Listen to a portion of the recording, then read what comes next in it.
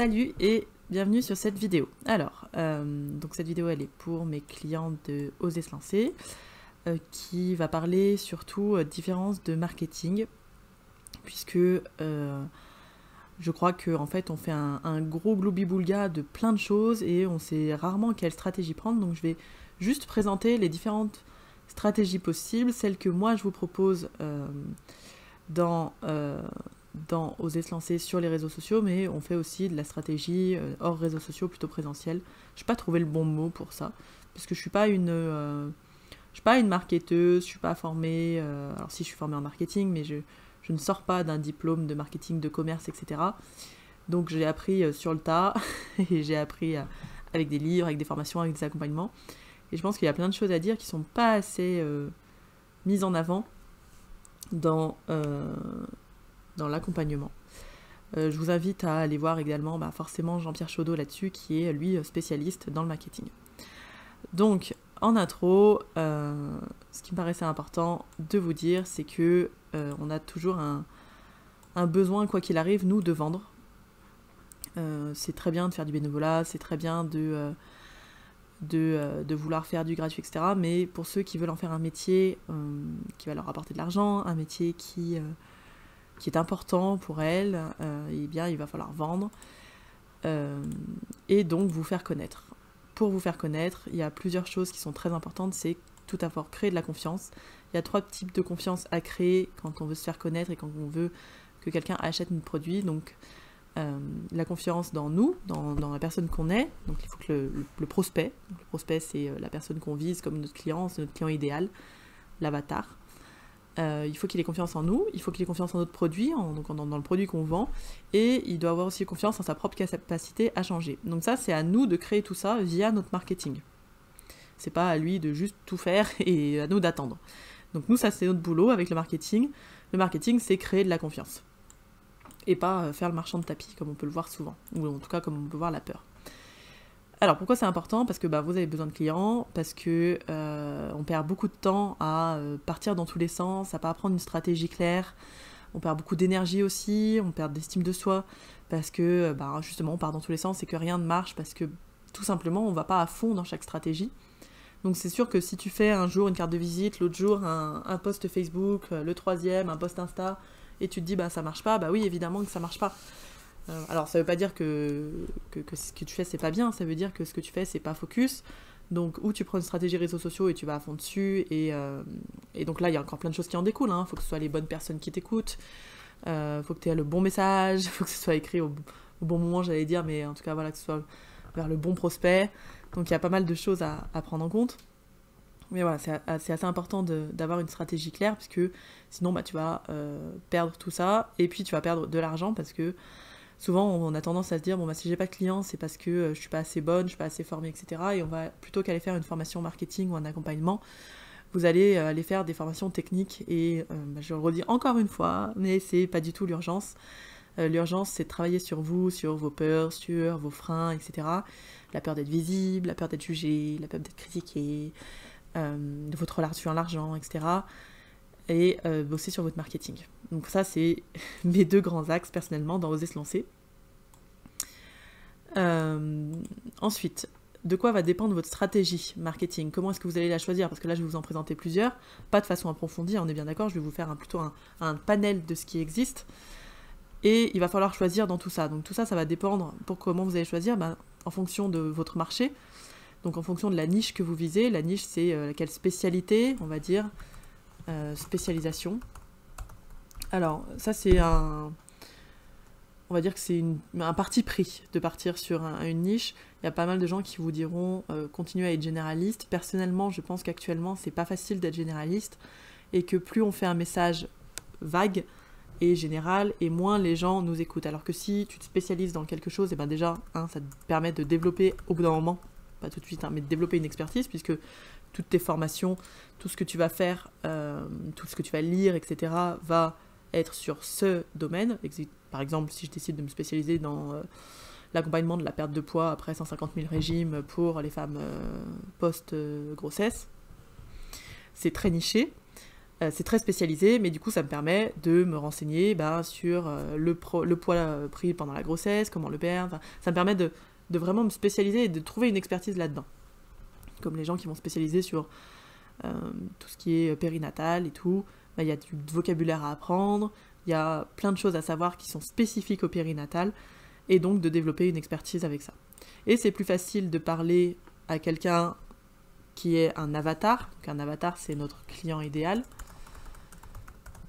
C'est plus facile de lui parler, par exemple, à ma personne qui vient d'accoucher, qui a envie de perdre du poids, mais qui n'y arrive pas, qui a testé plein de choses et qui n'y arrive pas. C'est plus facile de faire un message de marketing à elle, en lui parlant de ses problèmes, de pourquoi est-ce qu'elle n'y arrive pas, de comment elle pourrait le résoudre, de comment mon accompagnement peut l'aider à le résoudre, plutôt que de parler à tout le monde en disant « Ah bah oui, je fais le tabac, je fais le poids, je fais la jardinerie, je fais le boucher, je fais tout. » C'est beaucoup moins simple en termes de communication. Donc, ça va dépendre... Votre stratégie va dépendre de votre niche. Pourquoi ça dépend de votre niche ? Parce qu'il y a certaines niches qui sont sur Internet et d'autres qui ne le sont pas, par exemple. Parce qu'il y a des niches, par exemple, je prends le deuil, les gens sur Internet ne sont pas forcément ceux qui vont acheter des accompagnements. Ça va peut-être plus des fois être ceux qui ont envie de rentrer dans des groupes pour se plaindre, pour trouver des gens comme eux, etc., mais pas pour forcément avancer et acheter un accompagnement. Je parle d'expérience qui n'est pas la mienne, mais une expérience proche. Ça va dépendre aussi donc de votre marché. Est-ce qu'ils sont prêts à acheter ou pas ? Est-ce qu'il y a un vrai marché là-dessus ? Et où est votre marché ? Voilà. Est-ce qu'il est sur les réseaux, etc., etc. Je dis beaucoup, etc. Alors, ça va dépendre aussi de votre but. Moi, comme but principal, j'ai mis la vente, mais si votre but, c'est de ne pas vendre, je pense que la vidéo ne vous intéressera pas. Mais dans la vente, il y a plusieurs choses. Il y a se faire connaître, donc déjà dire au monde « j'existe », ce qui des fois peut créer plein de freins qu'il faut aller régler. Et il y a aussi dans la vente créer des postures d'autorité. Donc se faire connaître, vous allez avoir différentes choses qui vont pas vendre directement, mais qui vont permettre de se faire connaître. Donc le podcast ne me permet pas, par exemple, moi, de vendre directement un produit, mais permet de me faire connaître. Des articles, que ce soit de blog, de Facebook, l'Insta, des ateliers pas chers, voire gratuits, la presse, tout ça permet de vous faire connaître, et le but n'est pas de vendre tout de suite. L'autorité, là ça va être donc de montrer que vous êtes expert, donc il va falloir créer plus des contenus d'expertise, donc ça peut aussi passer par le podcast, ça peut passer par l'article de blog, ça peut passer par des ateliers, je pourrais rajouter plein de trucs, hein. J'ai essayé de pas faire trop gros, mais bon, par des ateliers de spécialité, il manque un... spécialité, ça peut passer par plein de choses. Mais voilà, c'est des choses que vous allez devoir développer pour vendre. Ça va être de vous faire connaître, ça c'est sûr, de développer une autorité, ça permet encore plus facilement de vendre. D'ailleurs, on le voit assez aisément sur les gens qui, dans notre milieu, ont une autorité, c'est-à-dire les gens que vous considérez comme bons, et quoi qu'ils vont vendre, vous allez l'acheter, parce que la posture d'autorité fait que vous leur faites confiance. La posture d'autorité crée la confiance. Ça va dépendre aussi comment vous allez choisir votre stratégie marketing, ça va dépendre de vos capacités. Est-ce que vous avez déjà un réseau autour de vous, et auquel cas ça peut être intéressant de s'en servir. C'est pas vraiment une capacité, une compétence, mais je l'ai mis dedans quand même. Donc un réseau, je parle physique, voilà, est-ce que vous avez des médecins autour de vous, est-ce que vous avez des infirmiers, est-ce que vous avez des kinés, des ostéos, etc. Et donc auquel cas ça peut être très intéressant de se servir de ce réseau, et donc de choisir plutôt une stratégie présentielle et d'aller à fond dans du réseautage. Mais ça peut dépendre aussi de vos capacités. Par exemple, est-ce que vous écrivez super bien ? Est-ce que vous êtes très très bon dans les réseaux sociaux ? Est-ce que vous savez bien comment ça marche ? Est-ce que vous savez bien pitcher ? Voilà. Donc on va faire un peu le point sur vos capacités, vos compétences que vous avez qui est déjà existant, et comment ça peut vous aider à choisir votre stratégie en marketing. Et puis enfin, ça va dépendre aussi de ce que vous kiffez. Tout simplement, imaginons que vous n'aimez pas les réseaux sociaux, que vous n'allez jamais sur Facebook, jamais sur Insta, vous n'allez pas choisir une stratégie sur Insta. Logique. Les avis comptent pour toutes les stratégies, et le pitch compte pour tout le monde également. Les avis, c'est sur Google My Business, donc si vous n'avez pas encore ça, je vous invite, c'est vraiment la première chose à faire quand vous vous installez, après avoir fait vos démarches sur ça, faire C, etc. C'est de faire une fiche Google My Business pour que vous soyez trouvable sur Google, et que vous puissiez commencer à récolter des avis, puisque les avis vont créer de l'autorité et de la preuve sociale, ce qui est très important, attention le chat, très important pour que les gens vous fassent confiance.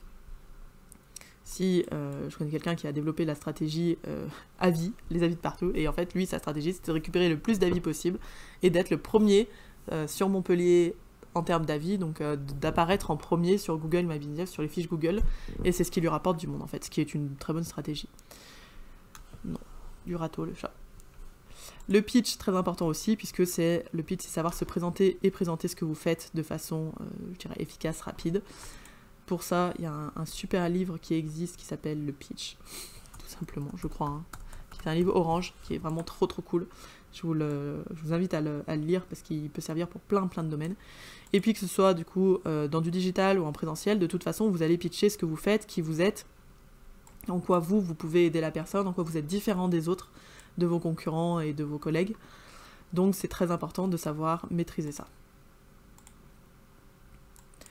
Alors, on va passer sur les stratégies à proprement dites, donc les stratégies digitales. Il y a de quoi faire. Je vois 71 trucs là, je me suis beaucoup trop enflammée pour faire cette vidéo. Alors, les stratégies digitales, donc vous avez pas mal de choses. On va partir sur plutôt déjà site internet. Donc le site internet, vous pourriez tout donner sur votre site internet et vous dire, ben moi je veux que je veux être trouvable en premier. Je veux que sur Google, on voit ma tronche, je veux qu'on voit mon site. Donc pour ça, vous avez différents trucs de référencement. Moi, je suis très mauvaise en référencement parce que je n'utilise pas du tout cette technique. Et je pense qu'il y a des gens qui sont très bons là-dedans. Et je pense que si un jour je passe là-dessus, je payerai ces gens-là pour le faire à ma place. Mais vous avez donc deux façons d'augmenter votre référencement, que ce soit du référencement payant. Donc là, vous allez utiliser les pubs Google, le Google Ads. Là je vais tout de suite caler quelqu'un, si vous savez pas faire et que vous voulez le faire faire, c'est Cédric Legac qui est donc hypno et c'est spécialisé dans les Google Ads pour les hypnos. Donc là je vous invite vraiment à faire appel à quelqu'un parce qu'on peut perdre beaucoup d'argent sur Google Ads. Après si vous vous sentez de vous former là-dessus et vraiment passer par la classe formation, de vous former là-dessus, de vous renseigner, de lire tout ce que vous trouvez sur internet, bah allez-y, lancez-vous là-dedans, ça rapporte du monde, le Google Ads. Moi j'ai toujours entendu de très bons retours quand on sait faire, et de très mauvais quand on sait pas faire, puisqu'on peut perdre beaucoup d'argent avec les mots-clés, etc. Je suis une quiche en Google Ads, donc je vous invite à aller voir la masterclass que Cédric a faite là-dessus, qui est vraiment top, et qui, moi, m'a permis de comprendre que j'étais vraiment une quiche. Puis après, vous avez tout ce qui est référencement naturel, donc là, c'est pas payant, et il va falloir augmenter le SEO. Et pour ça, eh bien, vous avez plein de techniques, pareil, je vous invite à aller chercher, parce qu'il y a plein de techniques que moi je ne connais pas, qui passent par des liens entre les pages, qui passent par les titres de nos pages, etc. Enfin, je suis nulle là-dessus, donc je ne vous ferai sûrement pas un cours là-dessus, mais ça existe, donc vous pouvez y aller. Et puis il y a la stratégie blogging, donc faire une page blog sur votre site internet. Et là, les stratégies de blogging sont encore assez efficaces et puis permettent en plus de développer, donc déjà de se faire connaître, de développer une autorité et donc de vendre par ça. Donc là, vous avez des potentiels en faisant des articles invités, donc des gens peuvent venir faire des articles chez vous et vous pouvez aller chez eux, donc sur leur site internet, faire des articles. Ça permet de créer des liens et donc d'augmenter le SEO, de créer des liens entre les sites internet. Il faut publier assez fréquemment les articles et les relayer par les réseaux sociaux. Donc un blog tout seul, non relayé, c'est quand même pas très utile. Parce qu'en fait, c'est comme si vous étiez musicien et que vous faisiez de la musique dans votre garage. C'est-à-dire que si à un moment vous montrez pas votre trombine et votre article, etc., et donc que vous prenez entre guillemets le risque de la critique, eh bien votre blog il restera un peu aux oubliettes. Mais c'est une stratégie qui est intéressante si vous aimez écrire, si vous aimez faire des contenus de qualité. Après, c'est comme tout, on le verra sur les réseaux sociaux, mais les contenus que vous allez faire s'adressent à différents types de prospects, les prospects chauds, les prospects froids, les prospects tièdes. Ça, on en parle pas mal dans l'accompagnement, dans les hotlines. Je vous invite à aller voir les hotlines qui sont sur ce sujet. Ensuite, tout ce qui est publicité, j'en ai un petit peu parlé dans le Google Ads. Vous avez toutes les publicités réseaux sociaux. Donc, vous avez les publicités Facebook. J'ai mis Instagram parce que les deux maintenant sont reliés, vu que c'est la même boîte. Ça peut être pas mal, les publicités. Encore faut-il, pareil, savoir les faire. Vu qu'on va dépenser de l'argent pour en récupérer, ça amène déjà l'idée qu'il faut avoir un capital de départ, en fait, que vous allez pouvoir passer dans la publicité. Ça peut être des capitaux quand même importants. Plus vous en mettez, plus vous avez de possibilités de récupérer du monde, en fait, tout simplement. Là, j'ai mis Live Mentor, puisque moi, je m'étais formée en pub Facebook sur Live Mentor. C'était une bonne formation, j'avais trouvé, ils prennent le CPF. Donc, je crois qu'ils prennent même, ils sont peut-être le FIFPL aussi. Je sais pas, faut aller voir. Voilà, si vous voulez passer par la publicité Facebook, Insta, etc., je vous invite à vous former vraiment là-dessus, je me répète, mais à pas y aller avec vos petites mains, votre sourire et vous dire, allez, on y va, go. C'est quand même pas super simple, la publicité, et surtout les règles changent assez souvent. Là, elles ont changé il y a quelques temps, il y a quelques temps avec le changement par rapport à Apple. Voilà, allez vous renseigner, mais si vous décidez de choisir cette stratégie, allez-y à fond, et ça veut dire, quand on choisit une stratégie, aller à fond, ça veut dire se renseigner là-dessus, se former là-dessus, apprendre, lire des bouquins, lire des blogs, lire des articles. Vraiment, c'est pas juste, tiens, je vais faire un petit coup de pub par-ci, un petit coup de pub par-là. Ça veut dire que c'est un travail à part entière dans votre travail, ça prend un temps, et ça devrait prendre 40-50% de votre temps d'entrepreneuriat, et il devrait être sur le marketing, vous former, vous faire connaître, et voilà, ça tombe pas du ciel. C'est malheureusement très peu appris dans les écoles. Les réseaux sociaux, là c'est ce que j'ai mis le plus, puisque c'est ce que je connais le plus. Puisque moi ma stratégie passe par les réseaux sociaux, donc je commence à vraiment bien la connaître. Le jeu, quand on commence là-dessus, je répète, quand on commence, c'est d'avoir qu'un seul réseau social. Et la stratégie actuellement qui est la plus en vogue et qui marche le plus, c'est donner du contenu. Donc le réseau social permet de vous faire connaître. Vous avez plusieurs formes de réseaux sociaux. Je vais rajouter LinkedIn quand même. Je ne sais pas comment l'écrire. Donc TikTok, Insta, Facebook, LinkedIn, c'est quand même les 4 très grosses plateformes. Après, il y a les réseaux, c'est pas des réseaux sociaux, c'est des messageries comme Telegram. Mais là, je pense que c'est un peu trop tôt pour vous, si vous êtes débutante. TikTok ne permet pas de vendre. Le chat. TikTok ne permet pas de vendre, permet de se faire connaître par contre. Insta, Facebook permet de vendre et de se faire connaître. LinkedIn, c'était, je crois que c'est en train de changer, mais c'était quand même plus du B2B, donc business to business. C'était si vous avez, par exemple, vous visez des entreprises ou des cadres, ou voilà, par exemple, vous travaillez dans le burn-out, vous êtes spécialisé dans le burn-out en entreprise, et bien là, vous allez peut-être plus développer sur LinkedIn que sur Facebook. Voilà, c'est ce que je vous disais, quand ça dépend de votre marché, en fait. Où est votre marché? Et il me semble que c'est un peu en train de changer LinkedIn. Je m'y intéresse pas beaucoup, mais de ce que je regarde de loin, des articles que je regarde de loin, c'est en train de changer pour passer plus en B2C, donc business to customer. Donc là, c'est plus ce que vous faites en fait au quotidien. Vous êtes un business, to customer, c'est les clients. Voilà, donc vous faire connaître, donner du contenu, vendre, c'est un peu la stratégie dans les réseaux sociaux. Donc, ça demande de savoir créer du contenu. Donc, où est-ce que je mets mon contenu ? Est-ce que je le mets sur ma page Facebook, ma page professionnelle Facebook? C'est un non. Voilà. Les pages pro sont faites pour faire de la pub et ont très très peu de portée organique.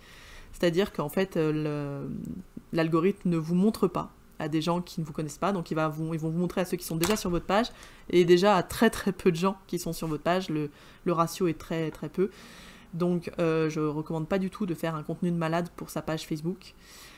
Par contre, de faire un contenu pour son groupe, si vous créez un groupe, ça peut être très cool. Et puis sur votre profil perso, qui peut devenir un profil pro, ou créer un profil pro et faire du contenu là-dessus, là ce sera beaucoup plus vu. Quand vous faites du contenu, je le mets ici, faites attention à ne pas mettre de lien externe. Puisque dès que vous mettez un lien externe, ça veut dire que vous allez partir de la plateforme, vous faites en sorte que les gens qui vont lire vont partir de la plateforme, et Facebook, Insta, etc. ne veulent pas que vous partiez de la plateforme, le but étant de rester le plus possible pour que vous voyez des pubs. Voilà. Donc tous les liens externes que vous allez mettre, l'algorithme va faire en sorte que vous soyez moins vu par les gens, en fait, tout simplement. Donc ce qui est l'avantage dans le groupe, c'est que vous pouvez faire le petit arrobas tout le monde pour que les gens vous voient quand même, et pas être spoilé, et pas être effacé par l'algorithme. Donc ça c'est l'endroit où vous pouvez mettre sur les réseaux. Donc là je vous parle moi vraiment spécifiquement Facebook. Sur Insta vous avez moins ce problème là, puisque vous n'avez pas de groupe, pas de profil, enfin vous avez un profil, mais voilà, vous publiez sur vous quoi qu'il arrive. Et puis là, c'est les différents types de contenus que vous pouvez faire. Alors, vous pouvez faire plein de choses en termes de contenu. Vous pouvez faire des webinaires, des ateliers, des conférences, gratuits, payants, n'importe. Des 5-day challenge. Alors là, vous pouvez aller voir du côté de Julien Musy. C'est vraiment des gens que je vous invite à regarder parce qu'il faut les modéliser. En fait, c'est pour apprendre le marketing, il faut aller voir ceux qui savent très bien faire. Donc je vous invite à aller voir Julien Musy qui en plus accompagne les professionnels, accompagnement, etc. Marco Bernard, lui, il est spécialisé podcast, donc très intéressant aussi à aller voir, il fait pas mal de 5-day challenge. Le but, ça va être des 5-day challenge, ça va être gagner 10 clients en 5 jours, et vous allez faire 1 heure de live par jour, vous allez créer un workbook, vous allez faire plein de choses. Personnellement, avant de faire ça, je vous invite à vous inscrire à des 5-day challenge. C'est hyper cool à suivre, celui de Julien Musy, moi j'ai trouvé génial, il faudrait que je trouve le nom de sa boîte, j'avais trouvé ça super. Et puis ça permet déjà, de travailler pour vous, de faire votre marketing, et puis ça vous permet aussi de voir comment, alors moi je me suis inscrit à plusieurs au bout d'un moment parce que je voulais modéliser comment ils créaient leur 5-day challenge. Donc c'est quelque chose qui est assez cool à suivre. Personnellement, je pense que je vais tester sur 2023 d'en faire un, parce que j'aimerais bien en animer un truc d'1 heure par jour où je vois les gens, où je peux leur donner des trucs à faire et tout, ça me paraît vraiment sympa. Voilà. Ensuite, vous avez tout ce qui est le lead nurturing. Donc, le lead nurturing, c'est une stratégie à part entière dans la stratégie réseaux sociaux. Tout ça, c'est des stratégies à part entière dans les stratégies réseaux sociaux, en fait. C'est vrai que j'aurais dû le préciser avant. Je me dis, ça va être le bordel, cette vidéo. C'est pas grave. Toutes ces stratégies, webinaires, 5-day challenge, nurturing, sommet, quand vous décidez d'en faire une, vous la faites à fond, en fait. Vous faites un webinaire par semaine, un webinaire par mois, un webinaire toutes les 2 semaines, et vous faites que ça. Vous mélangez pas un webinaire, un 5-day challenge, Vous pouvez mélanger au début pour savoir ce qui vous plaît, mais vous pouvez pas mélanger ça de toute façon sur la durée, vous le verrez très vite, c'est que en fait, au bout d'un moment, vous êtes épuisé, et ça demande de connaître chaque stratégie très bien, et parce que voilà, un webinaire, ça va demander, l'idée, c'est comment je construis mon webinaire, comment je le fais connaître, qu'est-ce que je mets dedans, est-ce que je le fais payant, est-ce que je le fais gratuit, si oui, sur quelle plateforme je me mets, enfin voilà, il y a plein de questions qui vont se créer autour de la stratégie, et auxquelles il va falloir répondre. Donc, imaginez que si vous décidez de faire toutes les stratégies, là, vous allez vous épuiser, vous allez partir dans tous les sens, et puis vous n'allez pas tenir sur la durée, alors que nous, le but, vraiment, c'est d'en choisir une stratégie, de la tester, de voir si elle vous plaît, si elle vous parle, parce qu'il y a des trucs qui peut-être vont pas vous parler. Moi, par exemple, je faisais des ateliers pendant un moment, et je me suis rendu compte que faire un atelier par mois, en gratuit, au final, j'avais que des gens, ou beaucoup de gens qui venaient pour le gratuit, et qui, finalement, n'achetaient jamais, et profiter de tout le gratuit qui existe dans la sphère hypno. Et il y en a beaucoup du gratuit qui existe dans la sphère hypno, on appelle ça les mangeurs de gratuit. Et donc, c'est pas un problème, en fait, mais sauf que dans ma stratégie à moi, qui au final doit être de la vente, ça marche pas. Donc, j'ai réduit les ateliers, et je suis en train de chercher d'autres choses à faire qui seraient plus intéressantes pour moi, et qui me boosteraient plus, parce que c'est vrai que les ateliers, c'était une grosse charge de travail, et si c'est pour ne rien vendre après, j'aime bien le bénévolat, mais au bout d'un moment, c'est fatigant. Donc voilà, le lead nurturing, la stratégie, c'est d'ajouter des gens qui sont vos avatars. Exemple, je vise les femmes post-grossesse qui veulent perdre du poids, et j'ajoute ces gens-là, je les mets peut-être dans un groupe spécialisé perte de poids après la grossesse. Le nurturing, ça va être de les faire baigner dans mon contenu. Alors là, je vous ai mis que 2 choses, mais il y a plein d'autres façons de faire baigner les gens dans notre contenu. C'est comme une sorte de baignoire, en fait. Ils baignent dans votre baignoire à contenu. Quelqu'un qui est très très fort là-dessus, c'est que je vous invite aussi à aller suivre, à aller voir, c'est Jérémy Coleman, qui lui a cette stratégie-là. Alors moi, c'est un accompagnement que j'ai suivi et que je suis encore pendant un certain temps. Et qui a moi, c'est une stratégie qui me plaît, puisqu'en fait, il n'y a pas de vente forcée, c'est-à-dire que vous ajoutez les gens, vous les faites baigner dans votre contenu, ça leur plaît pas, et si ça leur plaît, ils viennent vous parler, ou vous allez leur parler, et puis là, vous vendez, que ce soit par un appel de vente, que ce soit par un petit call de 30 minutes, que ce soit des articles, que ce soit des messages que vous envoyez en Messenger. Et moi, c'est une stratégie que j'aime bien, parce qu'elle me correspond, c'est-à-dire qu'elle n'est pas poussive. Alors, par contre, elle est plus longue. Voilà, c'est le problème, c'est qu'elle est pas poussive en marketing, mais elle est plus longue, puisque ça demande que les gens baignent un peu dans vos contenus, et puis voient si vous leur parlez ou pas, en fait. Et ça leur permet de choisir eux-mêmes si vous êtes quelqu'un qu'ils ont envie de suivre ou pas. Ça, j'aime bien. Donc moi, ça, c'est ma stratégie principale, qui des fois est intercalée avec des ateliers, etc. Mais ma stratégie de base, de base, c'est-à-dire quand j'ai commencé vraiment sur les réseaux sociaux il y a 2 ans, bientôt, eh bien c'était juste ça, il n'y avait pas d'atelier, il n'y avait rien, c'était juste ça. Et puis, bon, en dernière stratégie de gros contenu, vous avez toutes les stratégies sommets. Donc là, je vous invite à aller en suivre aussi, il y en a plein des sommets. Et c'est toujours très intéressant, vous avez des sommets avec des gens qui viennent intervenir, vous pouvez faire un peu de vente à la fin, vendre les replays, etc. etc. Voilà pour les stratégies qui permettent de donner du contenu aux gens. Donc je rappelle, la première étape, c'est donner du contenu, deuxième, vendre. Voilà, première étape, se faire connaître, deuxième étape, donner du contenu, troisième, vendre. Et puis ensuite, pour les stratégies uniquement vente, donc une fois que vous vous êtes fait connaître, que vous avez donné du contenu, pour les stratégies de vente, vous en avez plein des différentes. Vous avez les appels de vente, qu'on appelle des coachings à la décision, qu'on préfère pour des gros accompagnements qui seraient au-dessus de 1200 €, où les gens ont besoin de discuter avec vous, ont besoin de voir votre tête, etc. Ont besoin de savoir qu'ils peuvent vous faire confiance, ont besoin de vous proposer, vous donner leur peur, que vous discutiez en fait, tout simplement. Vous avez aussi les messages privés, où là vous allez leur parler de eux, leurs problèmes, leurs objectifs, etc. Vous avez des tunnels de vente qui sont loin d'être simples, parce que ça vous demande de passer par des plateformes spécialisées. Donc là, LearnyBox, System.io, vous savez, c'est tous les tunnels de vente, c'est des trucs où vous vous inscrivez avec des lead magnets, et ensuite on vous envoie sur un tunnel. Maintenant que vous avez le truc gratuit, l'e-book gratuit, eh bien vous pouvez acheter en plus pour 29 € le petit accompagnement, et puis si vous voulez le très gros, c'est 2500 €. Voilà. Le lead magnet, donc le produit gratuit, permet de choper les adresses mail et donc d'avoir des séquences mail pour créer de la confiance, de vendre, créer de la page de vente, mais demande la compétence copywriting, un peu comme le blogging, demande aussi cette compétence-là. Donc voilà, ça c'est vraiment un système assez complexe pour moi, le tunnel de vente, pour en avoir fait. Alors ça demande énormément de compétences puisqu'il faut savoir faire le tunnel technique, donc des compétences techniques qui sont un peu longues des fois puisque les plateformes sont pas toujours simples, les plateformes sont payantes, il y en a quelques-unes gratuites mais qui du coup ont des designs de merde. Et par exemple LearnyBox c'est 110 € par mois, donc il faut pouvoir se le payer, et puis il faut avoir envie de se le payer. Donc il faut savoir créer techniquement le tunnel, il faut savoir le créer designement parlant, ce qui personnellement est loin d'être mon cas. Il faut savoir aussi en termes de copywriting ce qu'on met dans le tunnel, etc. Enfin, vraiment, c'est vraiment loin d'être simple le tunnel, je vous le recommande pas quand vous débutez. Très très complexe pour moi à mon avis. Il y a les lancements qui eux sont plus simples, je trouve, et qui sont assez sympas. Hop, ça je mets tout à la fin.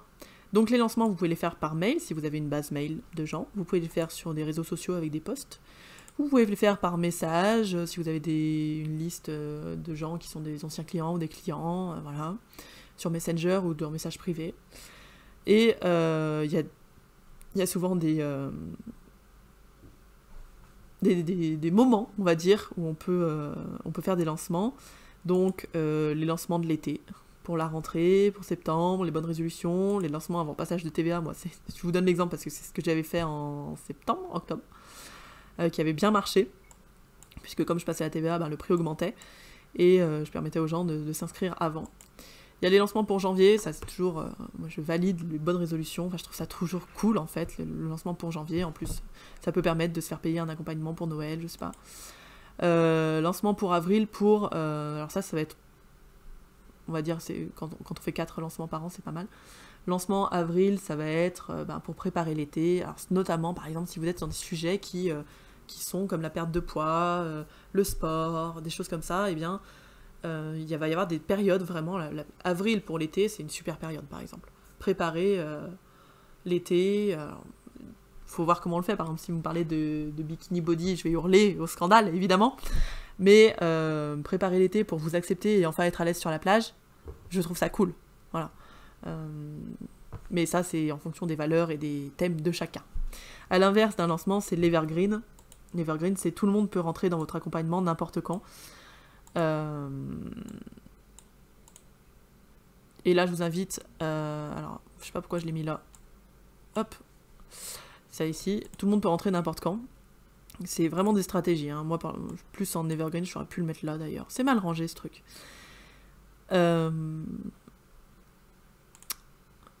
Et en exemple, et en plus elle en a qu'un seul lancement, je sais pas pourquoi, mais en exemple, allez voir pour les lancements qui fait toutes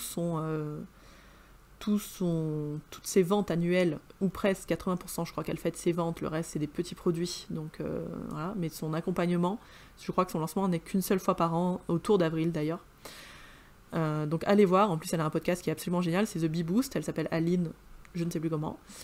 Son podcast est top pour l'entrepreneuriat, c'est vraiment une pépite, moi j'adore la nana. Et elle a un seul lancement par an, et elle lance, je sais pas combien de personnes elle fait rentrer, mais elle doit faire rentrer 200 personnes dans son lancement. Donc c'est très intéressant, elle est plus sur une stratégie Insta, Insta podcast. Allez voir, allez modéliser. Et puis après, vous avez tout ce qui est webinaire de vente. Et là, je vais vous inviter à aller voir Isabelle Ablin, qui a un super webinaire de vente.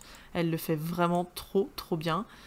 Et d'ailleurs, elle fait rentrer dans Kiddy Mind, qui, je vous le conseille aussi. Vous pouvez aller voir le webinaire qu'elle a fait pour oser se lancer, là.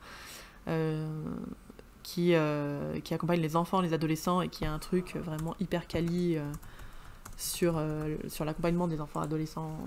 C'est Kiddy Mind, une plateforme en ligne.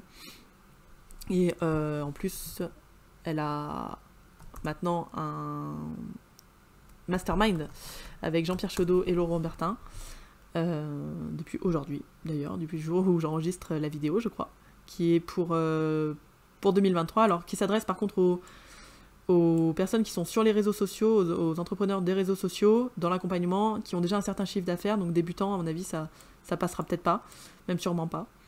Donc voilà, mais c'est une personne à suivre qui est vraiment très intéressante, qui est ce qu'elle fait c'est quali, c'est top, et à modéliser c'est chouette. Donc souvent les webinaires sont les webinaires de vente. Je vous invite à en suivre plein pour les regarder, mais ne pas acheter à la fin, sauf quand c'est vraiment quali. C'est votre problème, pourquoi vous l'avez, la solution, mon accompagnement. Et souvent, des fois ils intercalent pourquoi ce que vous faites n'a pas marché ou ne marche pas. La solution, mon accompagnement, voilà. Ça c'est un peu la structure des webinaires de vente. Voilà pour les réseaux sociaux. Ça nous fait un gros pâté. Et on n'a pas fini. Puisque dans tout ce qui est digital, vous avez aussi la stratégie liste mail. Donc là, l'idée c'est d'avoir en fait plein d'adresses mail de gens à qui vous pouvez envoyer des mails. Donc pour récupérer les mails, vous avez plein d'outils, plus ou moins gratuits. Je vous en ai mis deux, mais vous pouvez chercher d'autres produits. Il y a Mailchimp et Sendinblue. L'idée de comment on récupère des mails, alors avec un quiz, avec un lead magnet, autre chose, voilà, qu'on met un petit peu en pub peut-être sur Facebook, ou qu'on fait passer à son réseau. Donc là on récupère les mails avec ça, donc avec une page de capture de mail, on appelle ça, et puis ensuite on envoie des mails, donc ça peut être des newsletters, des mails journaliers, des mails mensuels. Donc là pareil, ça demande la compétence copywriting. Et puis qu'est-ce que vous envoyez dedans ? Vous envoyez du contenu et puis des fois des mails de vente. 80% de contenu, 20% de mails de vente, on a tendance à dire. Enfin j'ai eu tendance à écouter ça en tout cas. Et puis enfin vous avez les annuaires. Donc là les annuaires, ça va être très vite tordu. Hein. Les annuaires pour vous faire connaître et pour vendre sont très, très peu nombreux, puisque vous avez Medoucine et Doctolib. Tous les autres annuaires sont des annuaires de prise de rendez-vous, et donc ce ne sont pas des stratégies de vente. Donc ce ne sont pas des stratégies marketing, ce sont des stratégies de prise de rendez-vous. Actuellement, peut-être que ça va changer, peut-être que quelqu'un va s'emparer du marché, mais le seul endroit où les gens ont l'idée d'aller chercher un praticien, pour moi, c'est Doctolib, et Medoucine arrive en deuxième. Mais sinon, si vous avez Crénolib, Therapies, etc., personne ne va se dire « Tiens, je vais aller sur Therapies chercher mon thérapeute. » Non, ça n'existe pas. Si, il y a les pages jaunes aussi, mais Solocal, je crois que ça s'appelle maintenant, qui ont un très très très très mauvais... J'ai très mauvais retour dessus. J'ai jamais entendu un bon retour sur Solocal et les pages jaunes. Donc je vous invite pas à le prendre. Si vous avez entendu d'autres retours, écoutez-les ou pas. Voilà pour les stratégies digitales. Pour les stratégies en présentiel, cette vidéo va durer 1000 ans, ce n'est pas grave. Alors, vous avez plein de choses. Donc, pour moi, le présentiel, C'est un peu la stratégie de bouche à oreille, en fait. On a tendance à dire le bouche à oreille permet de se faire connaître, machin et tout.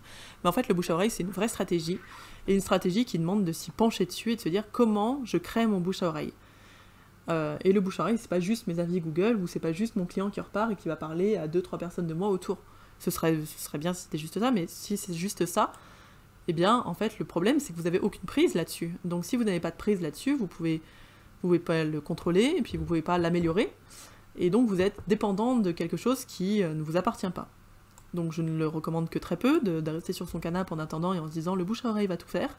C'est même quelque chose qui a tendance à m'énerver, moi, parce que je me dis, mais attends, c'est pas du tout ton taf d'entrepreneur, c'est pas du tout ça, en fait. Le bouche à oreille, ça se crée.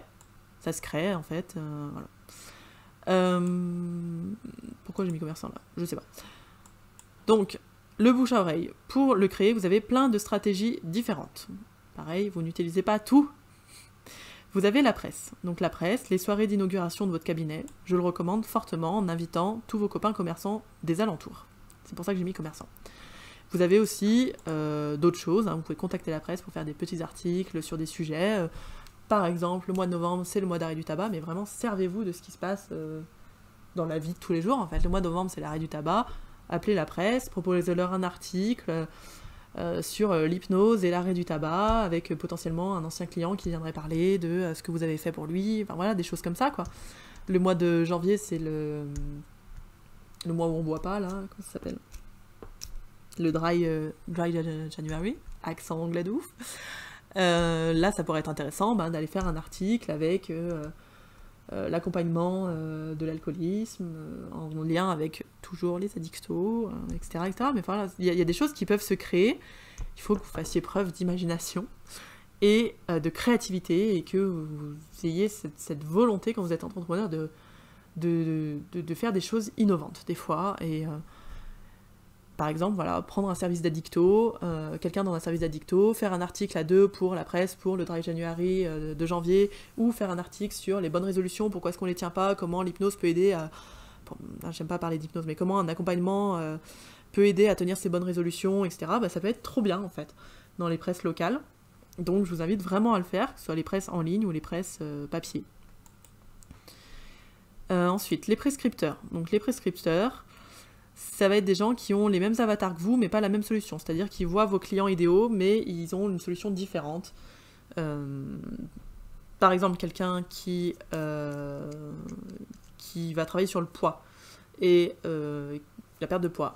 Les nutritionnistes, diététiciens vont voir ces personnes-là, ceux qui veulent perdre du poids, mais vont proposer une solution différente de vous. Donc ça, ce sont des gens qui viennent compléter votre offre, et donc c'est des gens qui peuvent vous prescrire, et que vous pouvez prescrire aussi.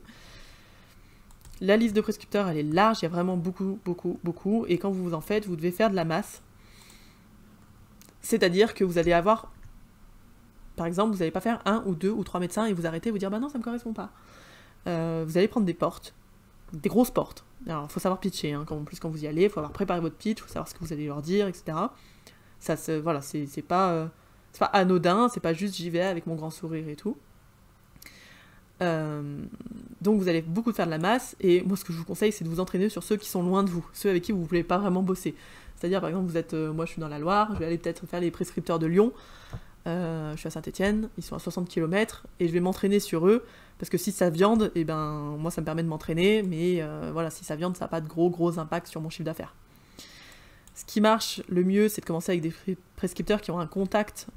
Vous êtes envoyé par quelqu'un vers lui, et ben je suis envoyé par le cabinet de kiné à côté, je suis envoyé par ma belle-sœur qui vous connaît très bien, je suis envoyé par machin.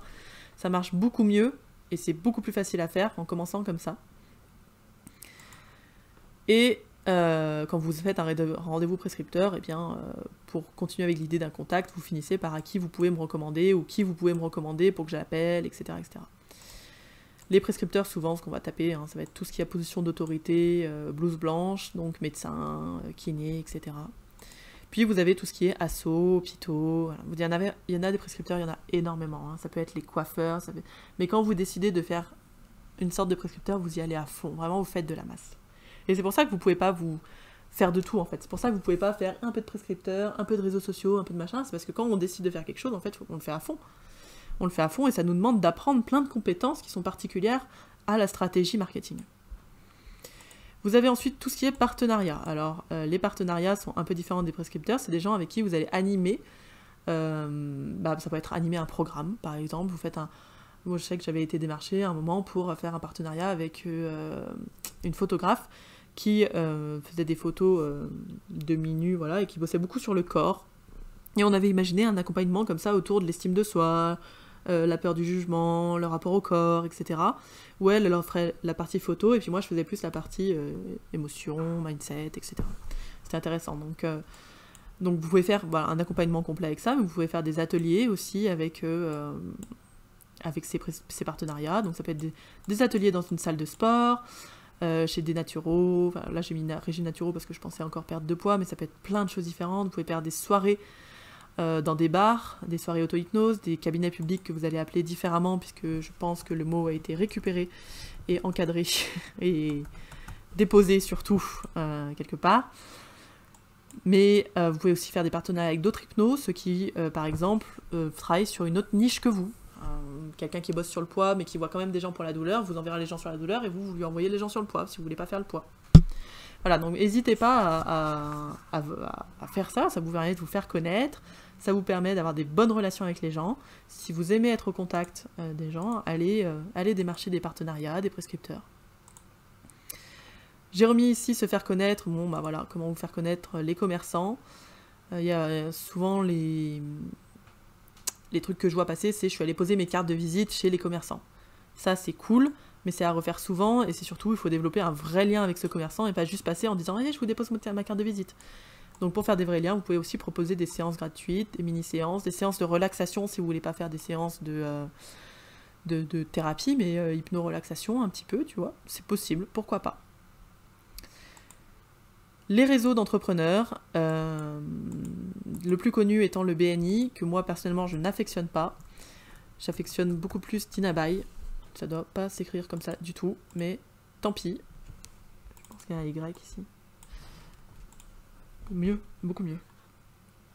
Donc les réseaux d'entrepreneurs, ça va être des endroits où il y a des entrepreneurs et où vont fonctionner. Alors il y a plein de façons de fonctionner. Les BNI par exemple, on fonctionne par recommandation. C'est-à-dire que toutes les semaines, vous avez une matinée réseau, donc qui est beaucoup trop tôt, je crois à 7h du mat, pour faire un petit déj. Vous voyez pendant 1 ou 2 heures. Et chacun se présente et présente ce qu'il fait. Et puis vous fonctionnez par recommandation. Donc vous devez recommander un tel qui fait de la charpenterie, j'en sais rien, qui est charpentier. Et d'autres vont vous recommander, etc. Donc ça demande pareil, des compétences, savoir pitcher déjà, ce que vous faites. Avoir le goût de se lever à 7h du mat et avoir le goût de se présenter toutes les semaines. Moi ça me casse les noisettes, surtout que c'est payant. Et le BNI c'est loin d'être une petite somme. Mais les réseaux payants, réseaux d'entrepreneurs payants, moi je trouve ça assez normal, parce que ils mettent plein de choses en place. Mais voilà, BNI c'est pas je suis pas fan, mais pourquoi pas. Et puis surtout vous pouvez vous faire inviter 2 fois. Donc si vous connaissez des gens qui sont dans des BNI, vous pouvez vous faire inviter et aller voir comment c'est. Moi je me suis fait inviter 2 fois.